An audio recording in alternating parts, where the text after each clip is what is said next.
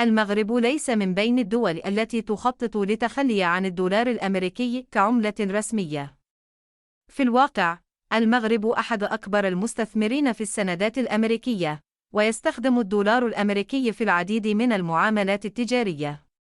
من غير المرجح أن يتخلى المغرب عن الدولار الأمريكي في أي وقت قريب. هناك العديد من الأسباب التي تجعل المغرب غير مرتاح للتخلي عن الدولار الأمريكي.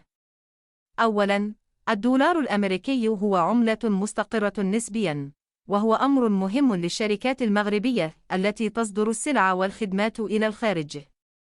ثانياً، الدولار الأمريكي هو عملة عالمية، مما يجعل من السهل على الشركات المغربية إجراء معاملات تجارية مع الشركات من جميع أنحاء العالم.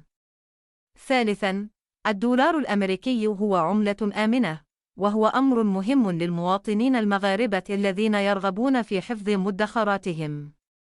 هناك بعض الأصوات التي تدعو المغرب إلى التخلي عن الدولار الأمريكي، ولكن هذه الأصوات تواجه معارضة شديدة.